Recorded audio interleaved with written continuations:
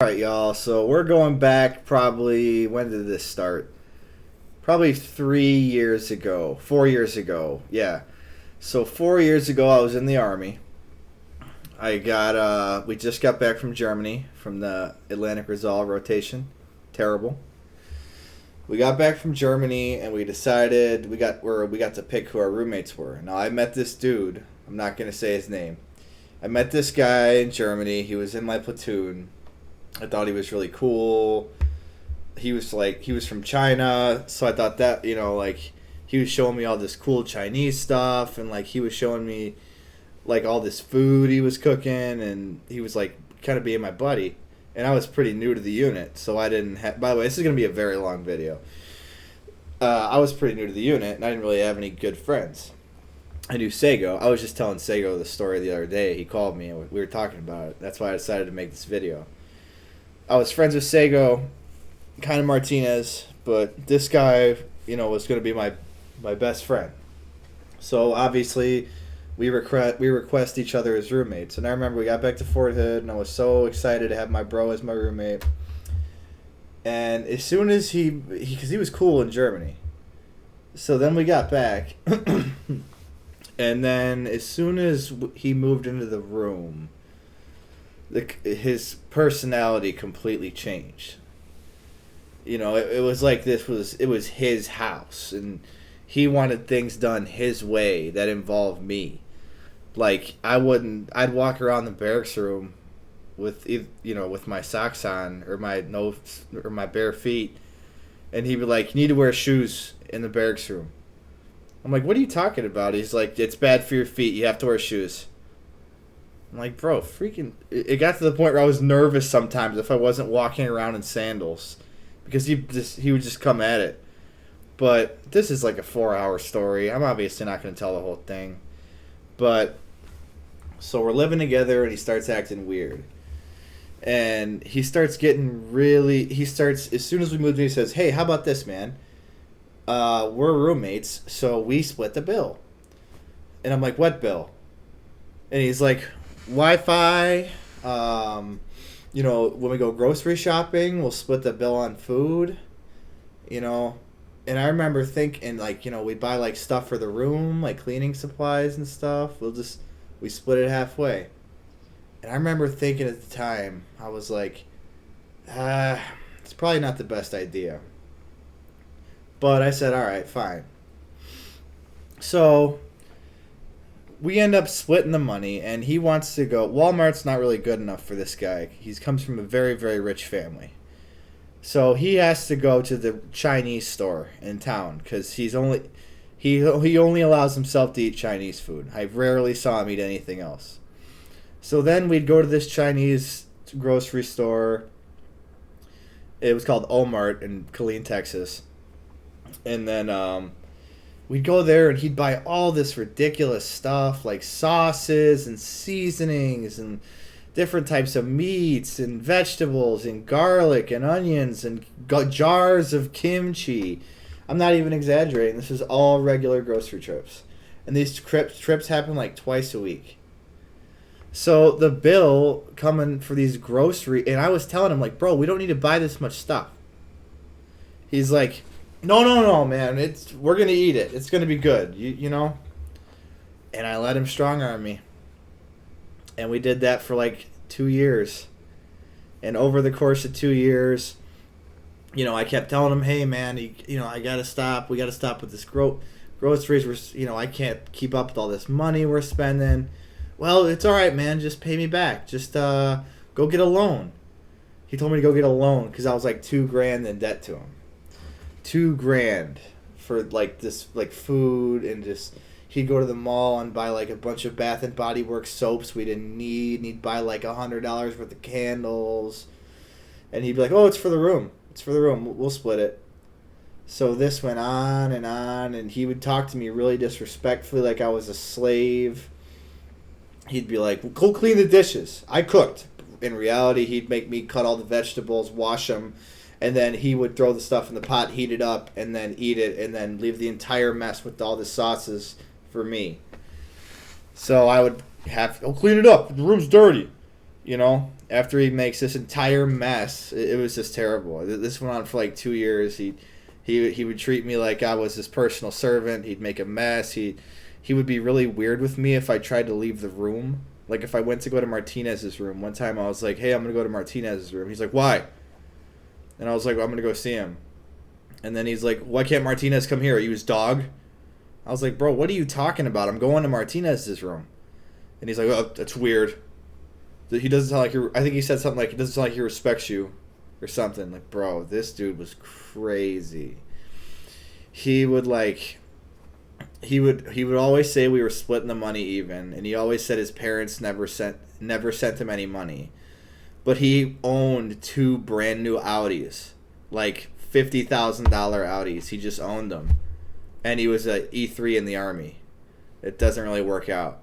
And he was buying these like probably $250 worth of groceries a week, at least. You know. Oh, I don't. My parents don't send me money. No, we're splitting the bill right down the middle. How come you can't pay me? I need $700. So one time, Sego remembers this. It was around Christmas time, and we were about to go home on leave. So I owed this guy like $4,000 at this point.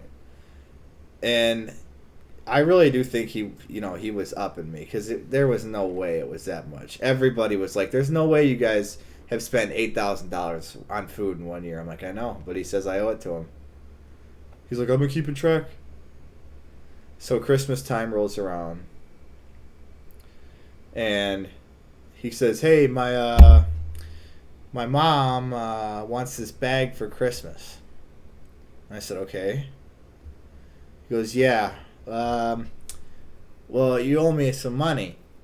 So I was wondering if this would be a good time for you to give it to me. And I said, how much money do you want? He goes, I need about, I think it was like $3,000 for a handbag.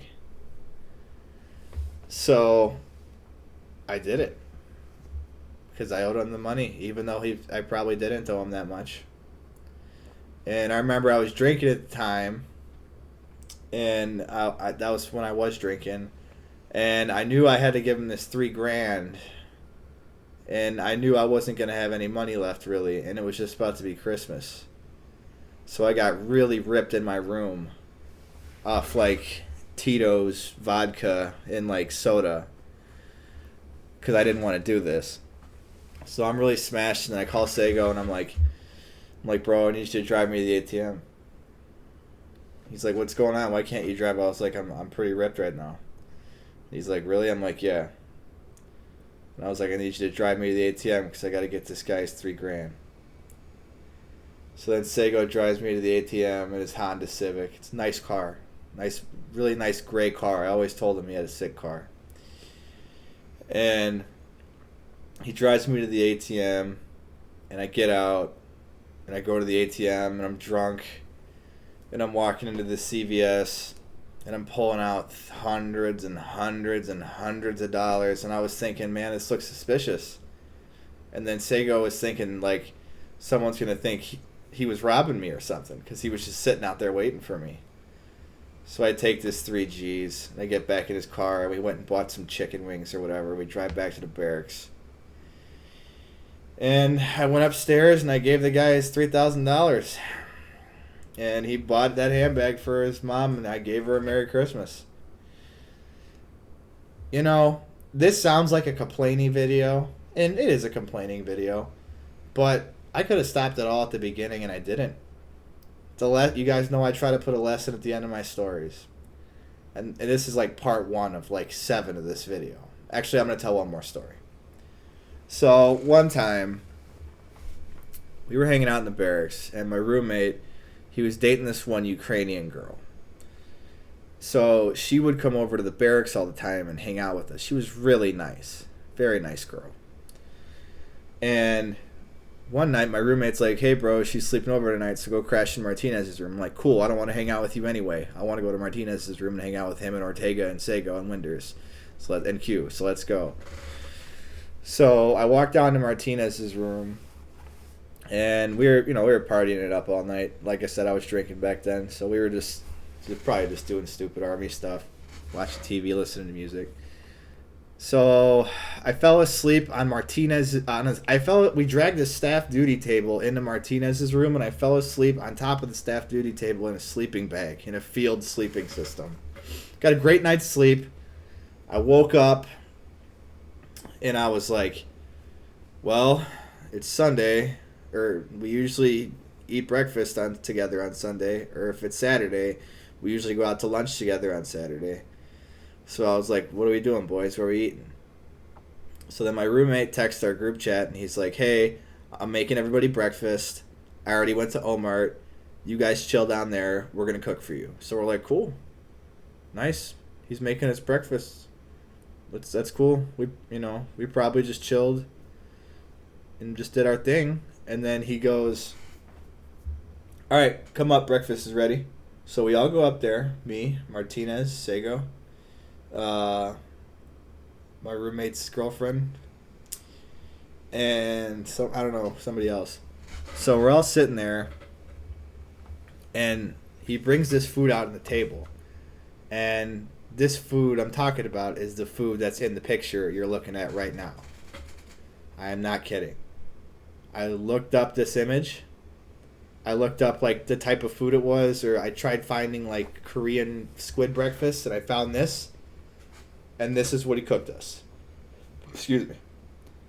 So we're all looking at this, and we're like, "Hey, what is this, bro?" And he's like, "Oh, it's squid. It's Korean squid. It's really good. You guys got to eat it. Let's eat." And then he made us fish pancakes. Pancakes with fish and squid in them. Everything was fish for breakfast. It was all fish. And the sauce is disgusting in this dish you're looking at. So everybody's like, bro, this is not good. And he's like, "What? I spent $150 on this morning. You're going to tell me it's not good? What? We put all this work into this? You guys don't like it?" I'm not saying anything because I'm his roommate, and I know I'm going to have to hear about this for the next 3 hours. But everybody's like, "Bro, the food is not good. We're not insulting you. We're just saying this food sucks. It's the food. It's not your cooking skills. It's the food." He's like, "Everybody get out! Get out the room! Get out of my room right now!" Everybody leaves, and I sat there and I had to listen to him complain for 45 minutes. That's where I'm going to wrap it up for this video. I'm going to make a couple just army story videos anyway. So I hope you guys enjoyed it. We'll see you soon. Peace.